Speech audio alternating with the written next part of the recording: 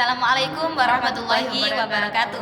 Perkenalkan, nama saya Dina Zidni Alivia. Dan saya Vina Gustina. Kami dari Prodi Manajemen Pendidikan Islam semester 2 di UIN Sunan Ampel, Surabaya. Kami akan mempresentasikan makalah kami untuk memenuhi tugas dari mata kuliah Akhlak Tasawuf yang berjudul Akhlak Tasawuf dan Ruang Lingkupnya.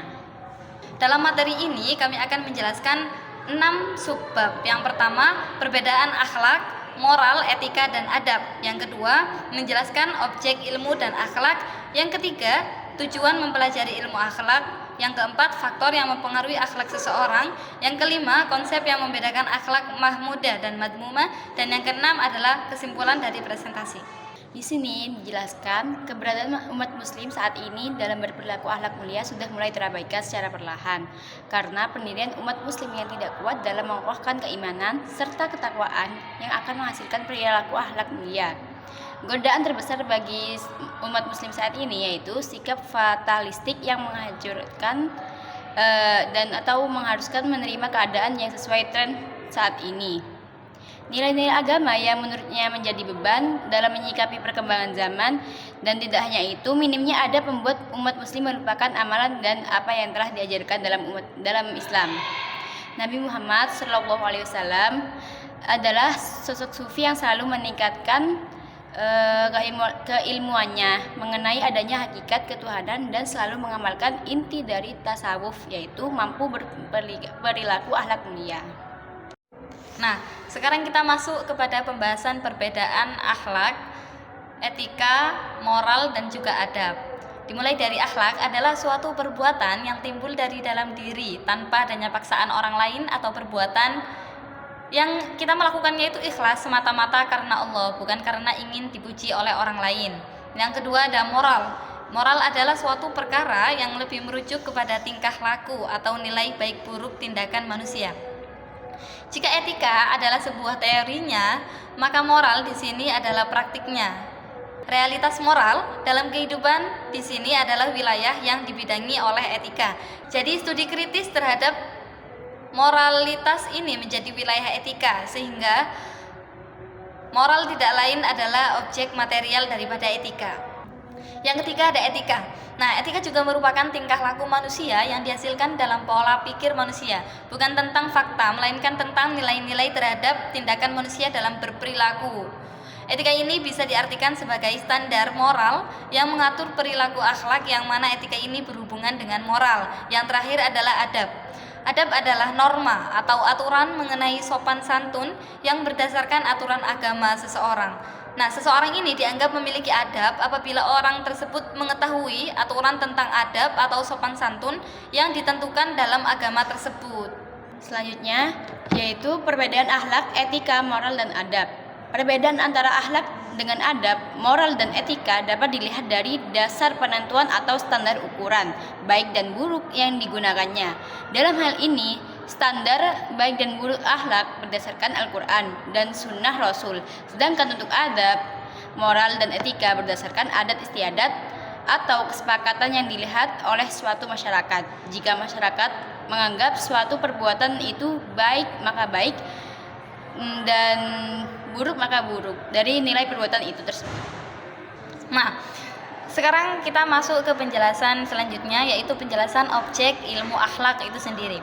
Istilah akhlak ini sebenarnya bersifat netral, yaitu mencakup pengertian perilaku baik dan buruk seseorang.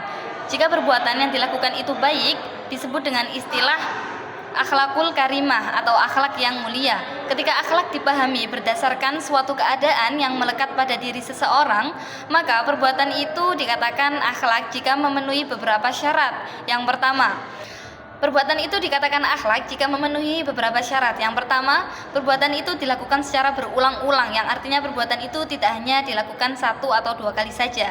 Yang kedua, perbuatan itu muncul dengan mudah dan tanpa adanya paksaan atau otomatis gitu, tanpa dipikirkan terlebih dahulu, sehingga hal itu benar-benar menjadi sebuah kebiasaan. Yang ketiga, kekuatan jiwa dalam diri manusia. Nah, inilah yang menggambarkan hakikat manusia itu sendiri. Oleh karena itu, dalam pendidikan Islam ini selalu memperhatikan 3 kekuatan tersebut. Berbicara tentang akhlak itu tidak terlepas dari kehendak dan adat istiadat yang merupakan faktor penentu dari akhlak itu sendiri. Selanjutnya, tujuan mempelajari ilmu akhlak. Berkenan dengan tujuan mempelajari ilmu akhlak ini, Ahmad Amin tahun 1975 menyatakan sebagai berikut. Tujuan mempelajari ilmu akhlak dan permasalahannya menyebabkan kita dapat menetapkan sebagian perbuatan lainnya sebagai yang baik dan sebagian perbuatan lainnya bersikap adil termasuk perbuatan lainnya. Berbuat zalim juga termasuk perbuatan buruk, membayar hutang kepada pemiliknya termasuk perbuatan baik, membayar hutang kepada pemiliknya termasuk perbuatan baik. Adapun faktor yang diambil dari luar yang dapat mempengaruhi kelakuan atau perbuatan manusia. Satu, faktor lingkungan. Salah satu faktor yang turut menentukan kelakuan seseorang atau suatu masyarakat adalah lingkungan atau milieu. Milieu adalah suatu yang melingkupi suatu tubuh yang hidup. Misalnya lingkungan alam mampu mematahkan atau mempertumbuhkan bakat yang dibawa oleh seseorang. Lingkungan pergaulan mampu mempengaruhi pikiran, sifat, dan juga tingkah laku seseorang. Yang kedua adalah pengaruh keluarga. Setelah manusia lahir, maka akan terlihat dengan jelas fungsi keluarga dalam pendidikan, yaitu memberikan pengalaman kepada anak, baik melalui penglihatan atau pembinaan menuju terbentuknya tingkah laku yang diinginkan oleh orang tua itu sendiri. Dengan demikian, orang tua atau keluarga merupakan pusat kehidupan rohani sebagai penyebab perkenalan dengan alam luar tentang sikap, cara berbuat, serta pemikirannya di hari kemudian. Maka prinsip orang tua yang diberikan ke anak ini sangat penting untuk membentuk bagaimana karakter dan adab anak ini tersebut nanti.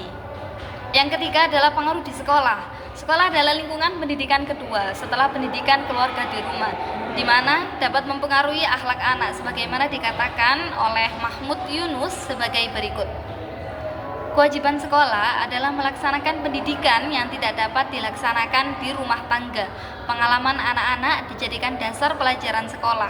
Kelakuan anak-anak yang kurang baik diperbaiki, tabiat-tabiatnya yang salah ya dibetulkan, perangai yang kasar diperhalus, tingkah laku yang tidak senonoh diperbaiki, dan begitulah seterusnya. Tapi anak yang dilepaskan di sekolah ini juga mengkhawatirkan jika dia tidak mendapatkan bekal dari orang tua untuk membatasi anak itu tersendiri.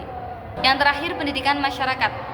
Dalam pengertian yang sederhana adalah kumpulan individu dalam kelompok yang diikat oleh ketentuan negara, kebudayaan, dan agama. Ahmad Marimba mengatakan, corak dan ragam pendidikan yang dialami seseorang dalam masyarakat banyak sekali. Hal ini meliputi segalanya, bidang baik pembentukan, kebiasaan, sikap dan minat maupun pembentukan kesusilaan dan keagamaan. Nah, sudah itu saja beberapa faktor-faktor yang mempengaruhi terbentuknya akhlak seseorang. Akhlak mudah dalam bahasa bisa diartikan baik, dalam bahasa Arab disebut khair, dalam bahasa Inggris disebut good. Dari beberapa kamus dan ensiklopedia diperoleh pengertian baik sebagai berikut. Yang pertama, baik berarti sesuatu yang telah mencapai kesempurnaan. Kedua, baik berarti yang menimbulkan rasa keharuan dalam keputusan, kesenangan, persesuaian. Yang ketiga, baik berarti sesuatu yang mempunyai nilai kebenaran atau nilai yang diharapkan dan memberi keputusan. Yang keempat, sesuatu yang dikatakan baik bila ia mendatangkan rahmat, memberi perasaan senang atau bahagia. Bila ia dihargai secara positif, jadi akhlakul karimah berarti tingkah laku yang terpuji yang merupakan tanda kesempurnaan iman seseorang pada Allah SWT. Akhlak yang baik bukanlah semata-mata teori yang muluk-muluk, melainkan akhlak sebagai tindak tanduk manusia yang keluar dari hati.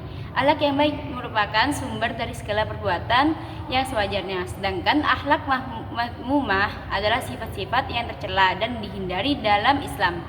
Akhlak ini merupakan manifestasi dari hawa nafsu dan kecenderungan untuk mengikuti dorongan pribadi yang merugikan diri sendiri maupun orang lain.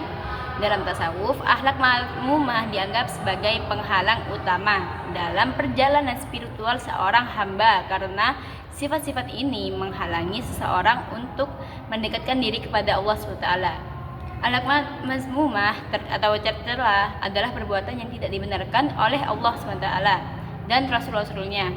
Nah, kesimpulan dari presentasi kami tadi, dari pembahasan ini kita dapat memahami bahwa akhlak tasawuf memiliki peranan yang sangat penting dalam membentuk pribadi yang beradab, berbudi pekerti luhur, dan memiliki hubungan yang baik dengan Tuhan serta dengan sesamanya. Oleh karena itu, pendidikan akhlak tasawuf sangat dibutuhkan dalam proses pembentukan karakter generasi muda agar dapat hidup sesuai dengan nilai-nilai yang dituntunkan oleh agama Islam, baik dalam kehidupan pribadi, keluarga, maupun masyarakat. Dengan demikian, pemahaman dan pengamatan akhlak tasawuf harus menjadi prioritas dalam kehidupan kita sehari-hari sebagai umat muslim, karena akhlak yang baik adalah cerminan dari kedalaman iman dan jalan menuju kebahagiaan dunia dan akhirat. Presentasi dari kami. Apabila ada kesalahan kata atau perilaku kita yang kurang berkenan, kami mohon maaf sebesar-besarnya. Wassalamualaikum warahmatullahi wabarakatuh.